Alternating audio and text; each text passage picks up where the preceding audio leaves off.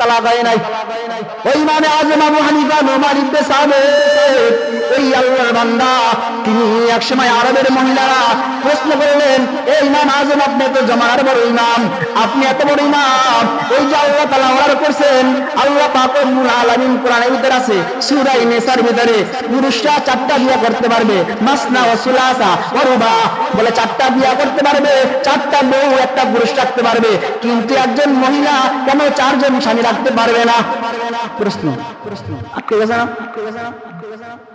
এখন আল্লাহর বান্দা চিন্তা করে গেলেন, টাইম দিয়েছে বলে আমি এখন বলবো না, একটু টাইম দাও, আমাকে 1 সপ্তাহ সময় দাও।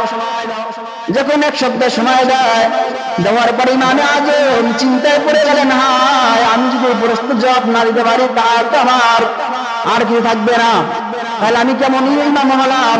আল্লাহর বান্দা খায় না, ঘুমায় না, ঠিক মতন চিন্তা করতেছে, রিসার্চ করতেছে, কোরআন হাদিস রিসার্চ করতেছে, কেমন চিন্তা দেওয়া যায়, প্রশ্ন জবাবটা দেওয়া যায়। তার মেয়ে ছিলেন, তার নাম ছিল হানিফা। তিনি চিন্তা করলেন, আমার বাবা এত বড় ইমাম, কিন্তু একজন টেনশন যদি মানুষ টেনশনে থাকে, সুন্দর মানুষটা তার চেহারাটা কালো হয়, বলে মানুষ যদি টেনশন থাকে এমনি বুঝে যায় কি বিপদে বললে দেখা যায় তার চেহারা এমনি, মন ভালো লাগে না, খাওয়া ভালো লাগে না, না ভালো লাগে না, এটা বড় বড় বিপদ না? তাকে প্রশ্ন করেছিলেন যে একজন পুরুষ 4 জন বিবি রাখতে পারে, একজন মহিলা কেন 4 জন স্বামী রাখতে পারবে না? এখন ইমামে আজম আবু হানিফা রাহমাতুল্লাহি আলাইহি চিন্তা করতেছেন, মা তার মেয়ে আয়েশা বলে, বাবা আপনি কিসের চিন্তা করতেছেন? বলে, ও মা, তোমার কাছে কি বলবো? বলে, আপনি একটু বলেন না দেখি। বলে, বাপ কা বেটা সেফাই কা ঘোড়া, কুছ তো নেই থোড়া থোড়া। বলে, ওই বাপের সন্তান যেমন বাপ, তার মেয়ে তো এমন ওই ছেলেওয়ালা। কথা কন না কেন? বলে, ওই আম গাছ থেকে আম হয়, মান্দার গাছ থেকে মান্দারের ফল হয়। বলে, ওই কাঁঠাল গাছ থেকে আম হয় না, বলে আম গাছ থেকে আম হয়। বলে, তৈলের ক্ষেত্র দিয়া তৈল বের হয়, দুধের ক্ষেত্র দিয়া দুধ বের হয়। বলে, দুধের ক্ষেত্র দিয়া তৈল বের হয় না, সম্ভব না। বলে, ওই ইমামে আজম তার মেয়ে ছিলেন হানিফা তৈল মলা, এত বুজুর্গ আল্লাহওয়ালা। ওই তার মেয়ে বলে, বাবা আমি প্রশ্নের জবাবটা জানি। বলে, মা তুমি জানো? বলে, হ্যাঁ আমি জানি। বলে, আমি প্রশ্নের জবাব দিতে পারি, আমার একটা শর্ত আছে। কি আছে?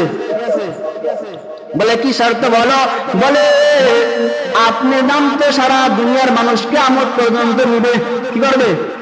কিন্তু আমি আপনার মেয়ে ছিলাম নাকি ছিলাম তা আমার তো কোনো খোঁজ খবর থাকবে না, আমার তো মানুষ জানবে না, আমার নাম তো নিবে না।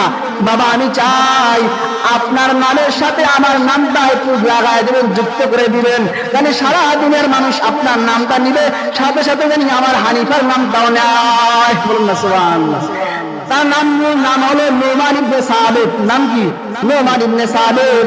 এই জন্য আমরা সবাই পরিচিত, আমরা সবাই আমাদের সামনে পরিচিত হলো ইমামে আজম আবু হানিফা রাহমাতুল্লাহি আলাইহি। কি আবু হানিফা? হানিফা তার মেয়ের নাম, ওই তার মেয়ের নামটা যুক্ত করে দিল। এইবার মেয়ে ডাক দিয়া কয়, ও বাবা, যদি একটা পুরুষ 4 জন বিয়া করবে, 4 গর্ভে থেকে, 4 মহিলার গর্ভে থেকে 4টা সন্তান আসবে, 4টার বাবা হবে একজন, কয়জন? আর যদি একজন মহিলার 4 জন স্বামী থাকে, তাহলে 4 জন স্বামীর সাথে তো মেলামেশা করবে, সহবাস করবে, তাহলে 4 জনের থেকেই তো এখন তো বাবা নির্ণয় করবে কেমন করে, আপনার সন্তান নাকি আমার সন্তান, নাকি ওর সন্তান না তার সন্তান, বুঝতে পারবেন? মিলামেশা তো 4 জনের সাথে করছে নাকি, এখন কার সন্তান হইতে পারবে না। এই জন্য আল্লাহ পাক রব্বুল আলামিন বৈধ করেন নাই, কি করেন নাই?